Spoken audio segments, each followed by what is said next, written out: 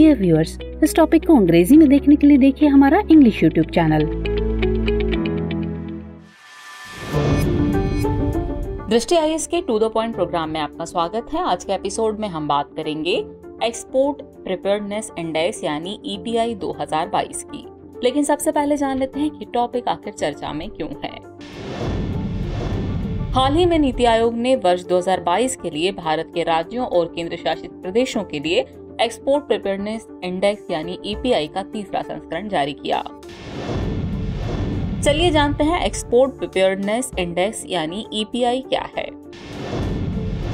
यह एक व्यापक उपकरण है जो भारत में राज्यों और केंद्र शासित प्रदेशों की निर्यात तैयारियों को मापता है। किसी देश में आर्थिक वृद्धि और विकास को प्रोत्साहित करने के लिए निर्यात महत्वपूर्ण है, जिसके लिए निर्यात प्रदर्शन को प्रभावित करने वाले कारकों को समझना जरूरी है। ये सूचकांक राज्यों और केंद्र शासित प्रदेशों की ताकत और कमजोरियों की पहचान करने के लिए निर्यात संबंधी मापदंडों का व्यापक विश्लेषण करता है।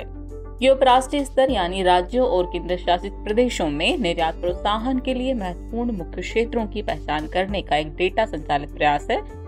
ये प्रत्येक राज्य और केंद्र शासित प्रदेशों द्वारा किए गए विभिन्न योगदानों की जांच करके भारत की निर्यात क्षमता का पता लगाता है और उस पर प्रकाश डालता है। चलिए अब जानते हैं कि ईपीआई के कौन कौन से स्तंभ हैं जिनके आधार पर ये इंडेक्स तैयार किया जाता है। ईपीआई के स्तंभों की बात करें, पहला स्तंभ है नीति। यह निर्यात और आयात के लिए रणनीतिक दिशा प्रदान करने वाली एक व्यापक व्यापार नीति की बात करता है।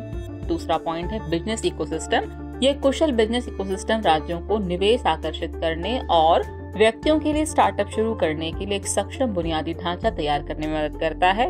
वहीं तीसरा स्तंभ है निर्यात पारिस्थितिकी तंत्र। यह निर्यात के लिए विशिष्ट कारोबारी माहौल का आकलन करता है। और चौथा स्तंभ है निर्यात प्रदर्शन। यह एकमात्र आउटपुट आधारित पैरामीटर है जो राज्यों और केंद्र शासित प्रदेशों के निर्यात पदचिन्हों की पहुंच की जांच करता है।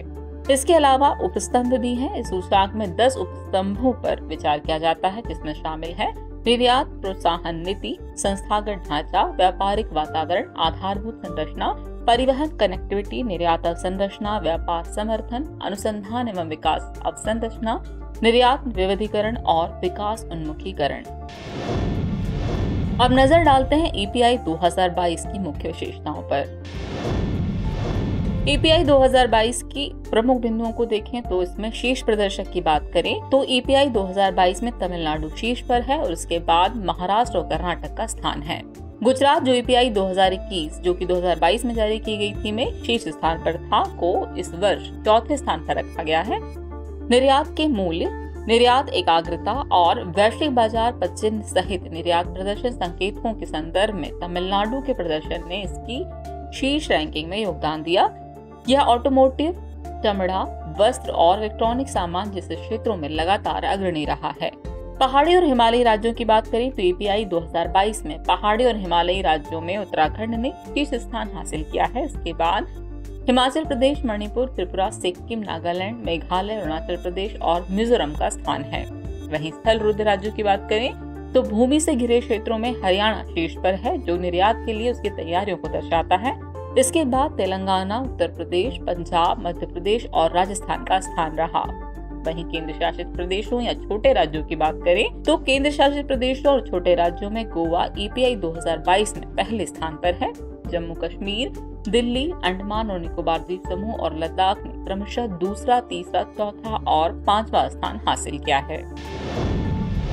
और आखिरी में बात भारत के निर्यात रुझानों की।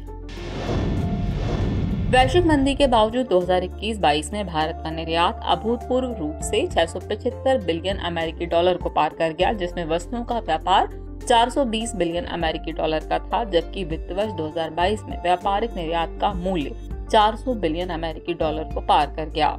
इस प्रदर्शन के कई कारण थे, जैसे कि वैश्विक स्तर पर वस्तुओं की कीमतों में वृद्धि और विकसित देशों से मांग में वृद्धि ने भारत के व्यापारिक निर्यात को बढ़ाने में मदद की। चलिए वक्त हो चला आज के टॉपिक से रिलेटेड अभ्यास प्रश्न को नोट करने का। तो अभ्यास प्रश्न है, एक्सपोर्ट प्रिपेयर्डनेस इंडेक्स 2022 के संबंध में निम्नलिखित कथनों पर विचार कीजिए। कथन 1 है, ये सूचकांक राज्यों और केंद्र शासित प्रदेशों की ताकत और कमजोरियों की पहचान करने के लिए निर्यात संबंधी मापदंडों का व्यापक विश्लेषण करता है।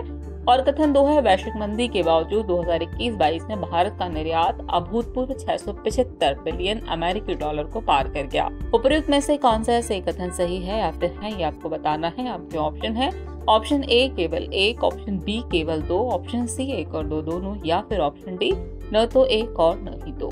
तो व्यूअर्स, आज के एपिसोड में फिलहाल इतना ही। फिर मिलते हैं नए एपिसोड में किसी और नए टॉपिक के साथ। तब तक के लिए शुक्रिया।